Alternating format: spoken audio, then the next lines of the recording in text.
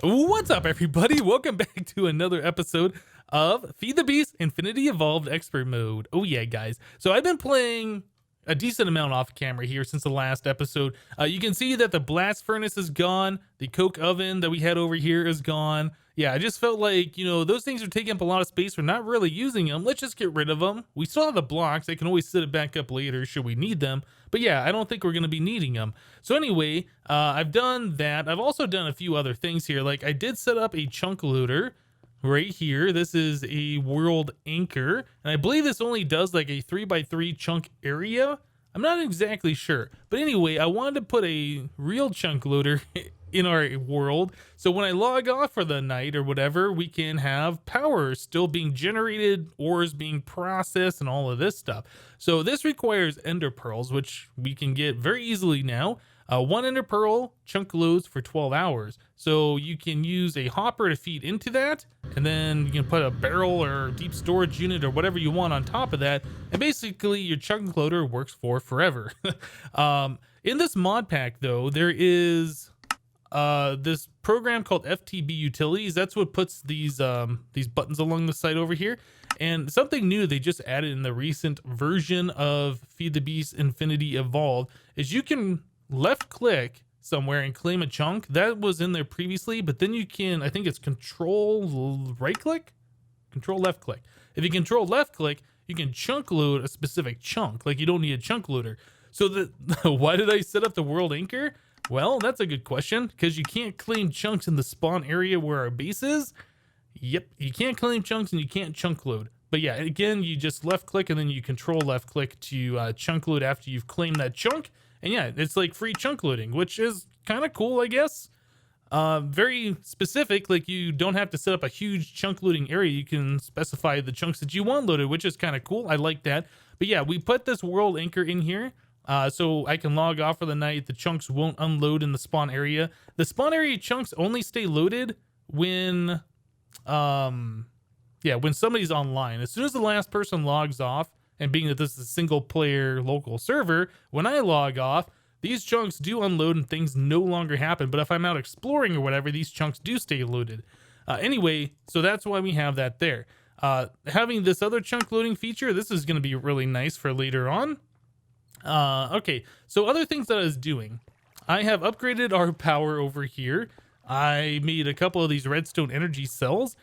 These things you cannot upgrade the hardened to the redstone. They are completely different recipe. So I had to make two brand new ones, and each of these hold 20 million RF, which is awesome.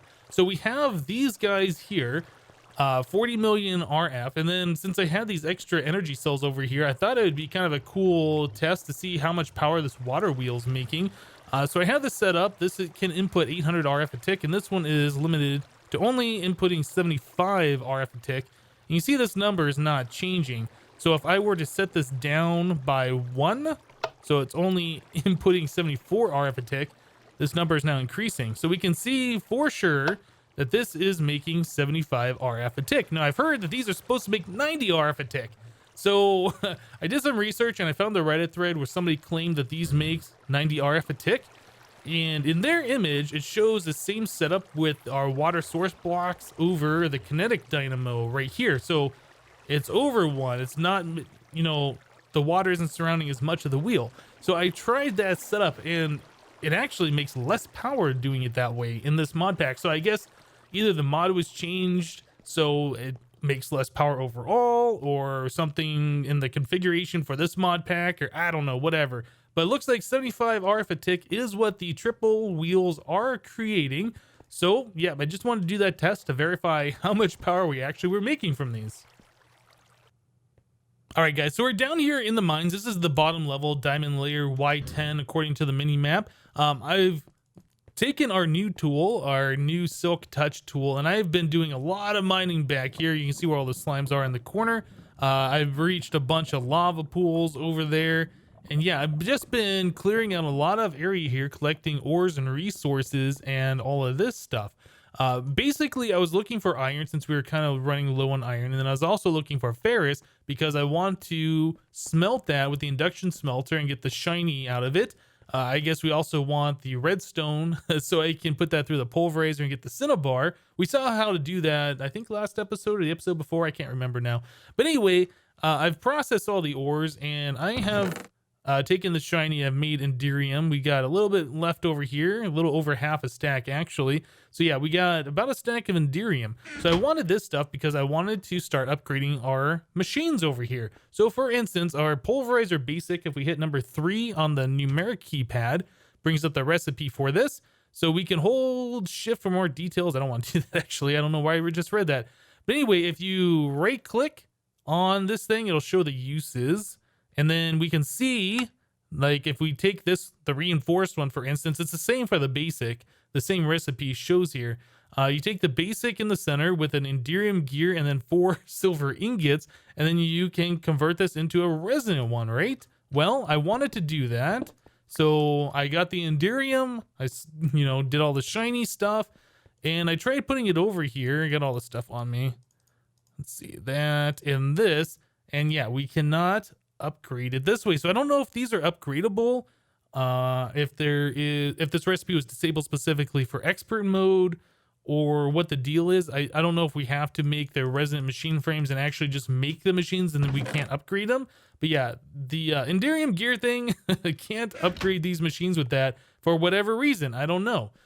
So that's kind of a bust, but we do need all that Enderium and the shiny, so it's all good. It's all good. I did also modify our smeltery a little bit here. Underneath here, I have some item ducts underneath each one of these different basins and casting tables. So yeah, we are actually, it might be better if I just kind of go down here and show you guys. So we have the item ducts underneath here. They're all connected. And then right here, I just have a reinforced retriever. So this is pulling out of all of those inventories all of the time. So if I do like, a bunch of casting or whatever, as soon as they harden up, this thing will pull it out of the inventory and stick it into the chest up above, which is pretty cool. So like these Enderium gears automatically got placed in there for me, which I like. It's very cool. Okay, so yeah, I've just been doing some stuff off camera here, just, playing and having fun and all of that stuff. But yeah, I think what I want to do today, I want to look at, well, I want to do a couple of things. The first thing I want to do, I want to look at that Ender IO inventory panel. I've talked about it a couple of times now. Let's just do it. So inventory, if I can spell, inventory panel. So this thing right here. So we need dark steel. I found some dark steel in some chests and dungeons and things like this. It's not too bad, just obsidian, pulverized coal, and iron, but I think we have enough already for what we want to do here. We have to make the fluid tank, which is iron bars, iron, and then heat glass, quite clear glass. I guess any kind of glass is going to work. We need these pulsating crystals, which is signalum nuggets. We already have. Diamond electron tubes. I believe we have those. If not, we can craft those. And then pulsating iron nuggets, which comes from pulsating iron. And we get this from iron with ender pearls and an alloy smelter. We already have one of these. So that is all pretty simple. We also need a remote awareness upgrade, which is conduit binder. So we need binding composite smelted, and that is stone dust. How do we get stone dust? Industrial craft 2. Okay, we're gonna have to figure that out. Compressed sawdust and electrical steel. So the compressed sawdust we saw, that takes a little bit of time. The electrical steel, I think we have some, but again, it is coal dust, silicon, which is pulverized sand, and then iron. So yeah, we can make all that stuff. It's just going to take a minute. And then we need a sentient ender. So this is interesting. We need a soul binder with a soul vial that has a witch or a wither witch. I'm not sure what a wither witch is. Actually, maybe I know what a wither witch is. But anyway, we need a witch. An ender resonator. So we need a slice and spice. Slice and splice. S-P-L-I-C-E. So iron axe shears and then solarium. How do you get solarium? This is alloy smelter, soul sand, and gold. That is not too bad. We need some silicon, vibrant alloy, which, did we just look that up a minute ago? We might have. Energetic alloy and ender pearl. I don't think we looked that one up. And then we need enderman head. Well, that just sounds like a lot of crafting, really. It doesn't sound like anything too complicated. And thanks to our enderman farm, we have 3.5 stacks of enderman heads. I think we're good on those. Cool. So was there anything else in here? No, I think we just looked at all of the different pieces of this. So I'm going to go ahead and do some crafting here. I'm going to make that slice and splice. I'm going to make the soul binder, I think was another one. Yeah. So let me just go ahead and get some crafting done, and we'll be right back, guys. All right, guys, so I'm in the middle of the crafting. I just want to bring you guys in to show you what we're doing here. So we got the recipe here. I think that's for the slice and splice, if I remember correctly. Anyway, we need to make one of these machine chassis, so we can stick that right here. Yeah, there's the slice and spice. So I said it again, spice. It's splice. Anyway, so here's our slice and splice. Then we need, I believe, another machine frame in this one. I think that's a soul binder. Yeah. So we had only one, was it skeleton? I think it might have only been one skeleton. Yeah, we had the zombie and the creeper. So that's our one and only skeleton. Thankfully, we had one of those. So we can make our soul binder. And then down below in this one, we got a lot of stuff going on down here. We need to make a fluid tank for this recipe, a remote awareness upgrade for here. And then, yeah, we need 2 of these pulsating thingies from this one. So many different recipes. Oh, man. So there's that and that. All right, so we're almost there. We just need this sentient ender.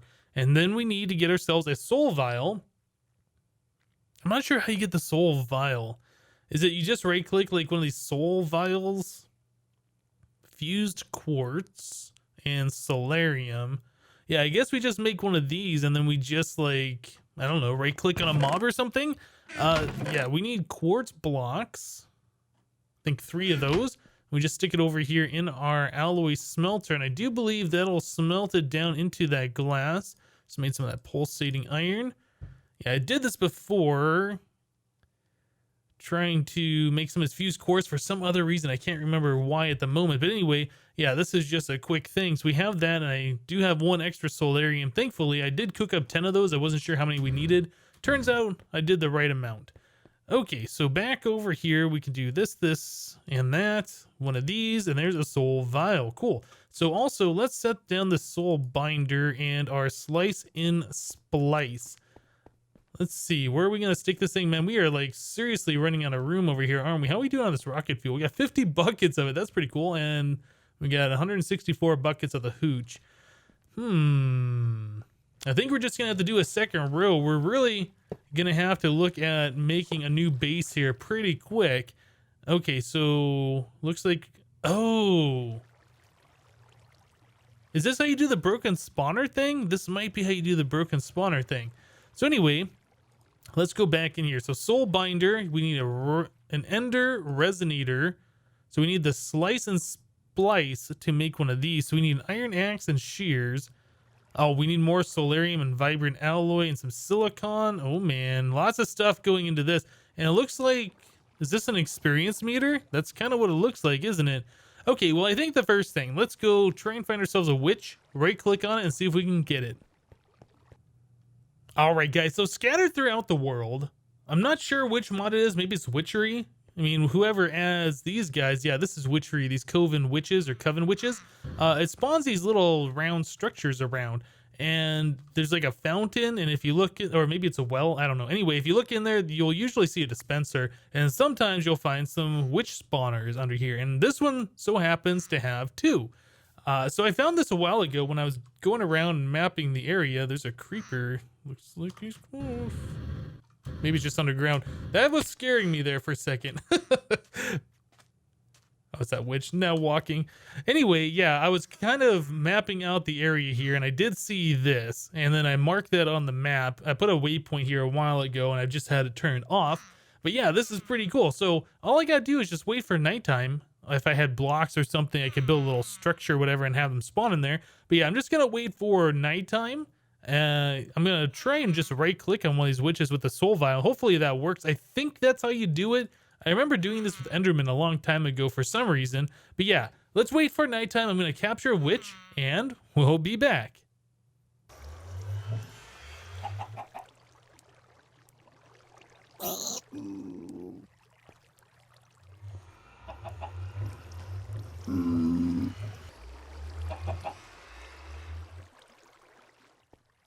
All right, guys, so I got everything set up inside of our slice and splice, and I do believe this is all we need to do in order to get this going. So let's go ahead and hook up some power here. There's my coil wire from there over here somewhere. Should be fine, so that should give it some power. Yep, it is definitely gaining on power, and it is progressing. So, how's this doing? Work, give me, cool. Oh, and that uses the axe. Interesting. Okay, so we got a resonant and, all right, what is this? Ender resonator, not resonant ender. So yeah, the soul vial, I was able just to right click on a witch, kind of like a safari net or whatever. So let's stick this in here. Now this says 0 out of 10. Use player XP. Okay, well, I just used some XP. Yeah, I figured that this was gonna need some experience in order to work. All right, so what do we got here? We got a sentient ender, and we get our soul vial back. Cool. All right, so that is all done. Yeah, we got ourselves a little chicken buddy in the base now. I don't know what I'm gonna do with the chicken, but yeah, it's there. Okay, so we have this right there, and there we go. Inventory panel, remote access, and crafting. Cool. So we got the inventory panel finally. Awesome. So now I believe we need a bunch of these remote access or remote awareness upgrades. I'm pretty sure. I've kind of played around with this a little bit in creative mode, and I don't really remember everything. Starting server backup, expect lag. I don't see any lag. I think we're fine. So anyway, I do believe, so now that we have the inventory panel, we're going to need the nutrient distillation, this stuff right here. And in order to get this, we need to put in a player head and something else over here. And then that'll give us some nutrient distillation.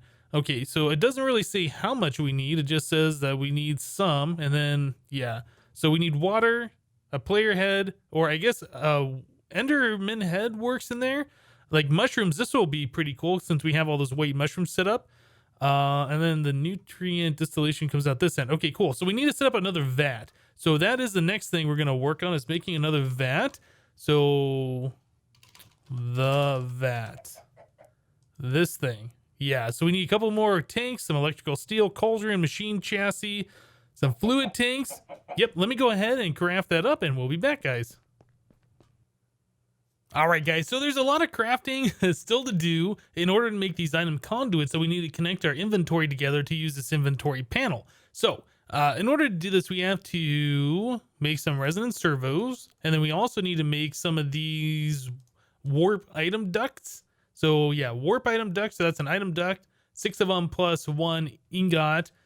Yeah. So we take 3 of those, and then we can do that. And that gives us 3 item conduits. A little expensive, but hopefully this is going to be an inventory system that's going to last us for a while. At least that is the whole plan here.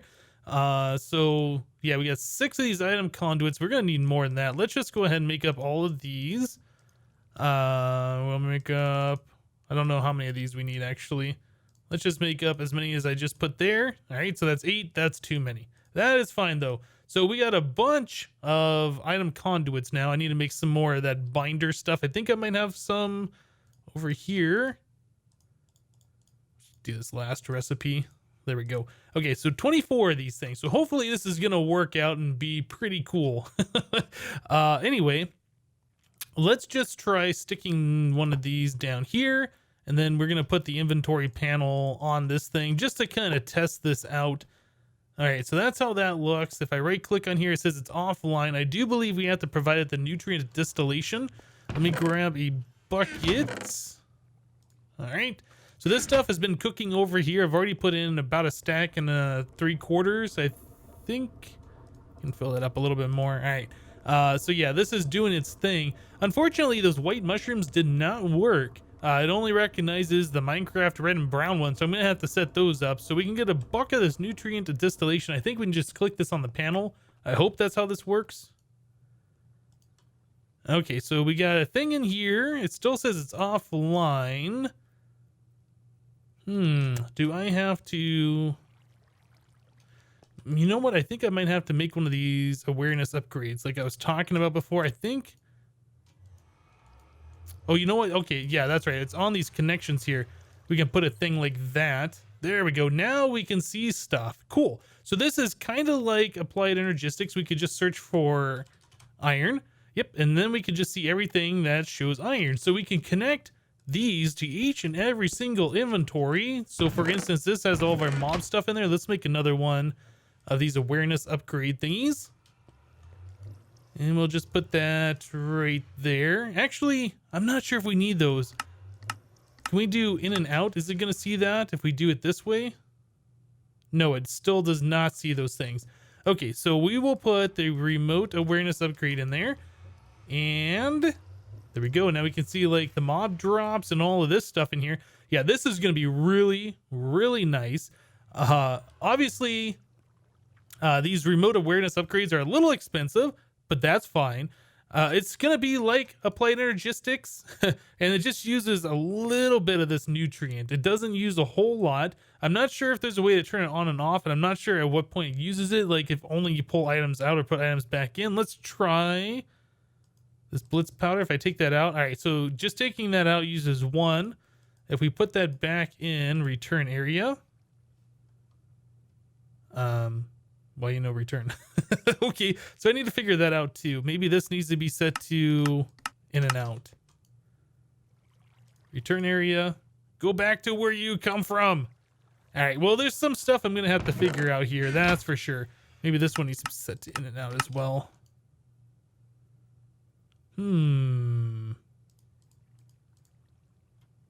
Well, anyway, I'll figure it out. So yeah, this is going to be really, really nice, at least if nothing else, for just having one place where all of our items are, and we'll have the filtered searching. We can also hook these up, I believe, to the storage drawer, so we can have like a huge storage drawer array. But yeah, these pipes, as we saw, are kind of expensive, but we are able to make Enderium now. And yeah, so yeah, this Enderium, we're down to 33 ingots of this stuff. But yeah, we're able to make that stuff now, so it shouldn't be a problem. We just need to go and get ourselves some ferrous on the redstone blocks that we can pulverize for the cinnabar and then put them through the induction smelter and get the shiny stuff. I think we already had like another half a stack of shiny over there as well. So either way, I'm pretty happy with this. This is going to be something I'm going to be working on. I'm creating a whole bunch of that nutrient distillation right now just so we have it in reserve. But I don't think we're going to hook this all up here. I do need to figure out why that won't go back in the system. This return area should suck the item back in here, and I don't know why it's not. There might be some other upgrade we need for this thing that... Oh, do I need a remote awareness upgrade on this one, maybe? That might be. Let me try sticking one over here.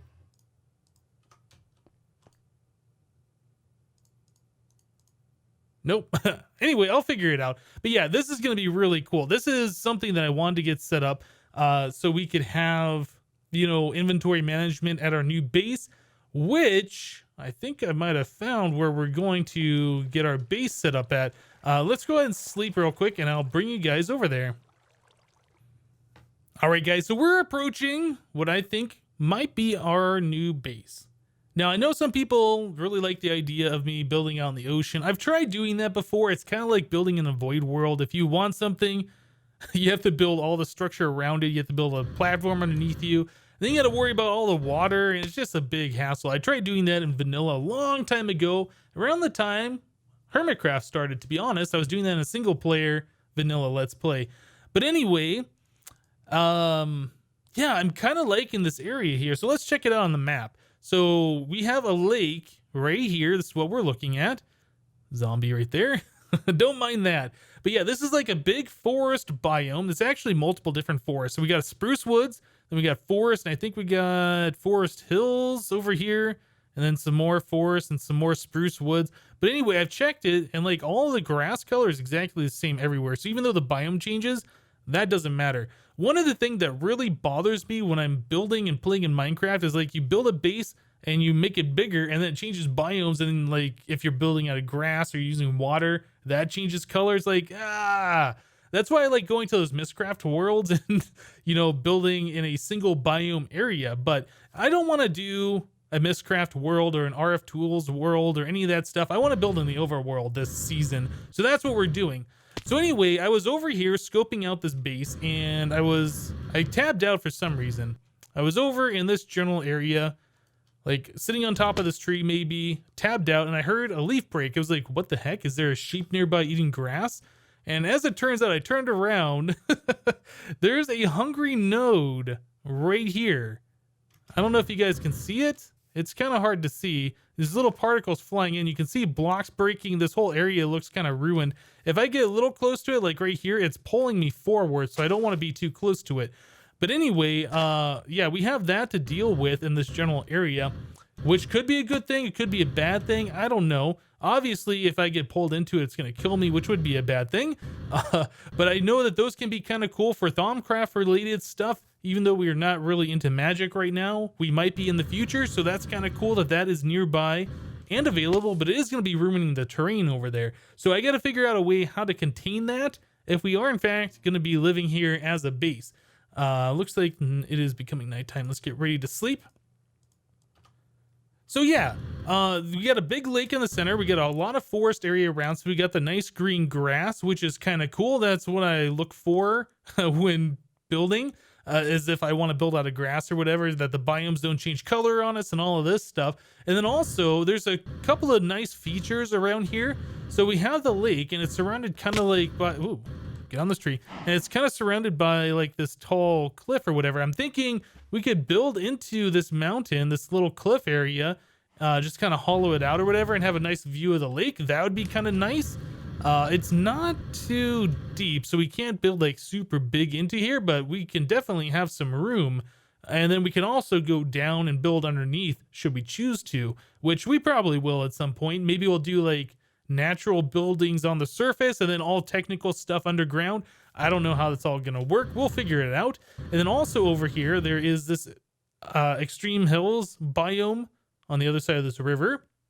And I saw that it's got like this nice flat plateau area, which seems kind of cool. To me, this screams building a whole bunch of water wheels, linking them all together, and then sending like a power wire down over the river and into the woods. To grandmother's house we go, or whatever. No, but anyway, sending a power wire down through here to where we need it. That seems like that'd be kind of cool to me. And then also there's like a little hidden area back here, where we could set up like the IC2 nuclear reactors, plural, eventually. Maybe, I don't know if we're going to do that up here. Whoops, get wrecked, flower. Anyway, I was just kind of thinking about the different things we could do here, and that's kind of the ideas that came to mind. But again, I don't know if this is going to be where we're going to build, but this is like the place that has stood out the most to me that just screams, yes, build here. So anyway, we got the hungry node to deal with. I like the whole area here. This seems kind of cool. It is kind of far away from spawn. We're 1,300, almost 1,400 blocks away. So if we have to walk here, that's going to be a problem. We're going to have to figure out quick transport and all of that stuff. But yeah, I think this might end up being where we build at.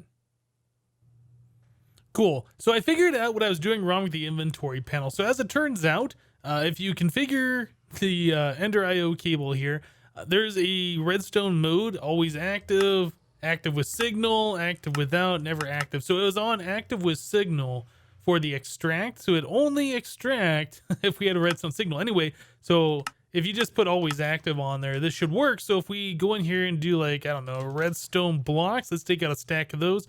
We'll put those back in the return area and it'll start sucking those out of here and putting it back into our storage. So yeah, that is what we're looking for. Awesome. So the only problem is I don't know where those redstone blocks go. They don't go back to the same chest. Yeah, they're right here now in this other chest where I don't normally keep that stuff. So when we use this inventory panel, I don't think there's a way we can tell if specific items go here. I think what we can do is just set up a whole mass array and, you know, give priority to like the first chest and, you know, so on and so forth. So it'll fill out, you know, the front ones first and then the back ones at the end or whatever you want to do. But either way, this is pretty cool. I mean, I guess we don't really need to know where things are sorted if we can just search for them and pull them out of any inventory. So that's all I'm really concerned about. So yeah, I'm definitely excited for hooking up a storage system using this. And yeah, it does not use the nutrient unless you actually pull items out or put items back in, as far as I can tell, which is really, really nice. But yeah, guys, we're going to go and wrap the episode up here for today. Had a lot of fun with all the crafting that goes into this Ender IO stuff. But yeah, we are definitely making progress. I'm super excited to try and get a new base started, a permanent base that we're going to be for a while. But yeah, that's it for today. Thank you guys for watching. Remember, leave a like on the episode if you liked it, and we'll see you next time. Thanks for watching, guys. Bye-bye.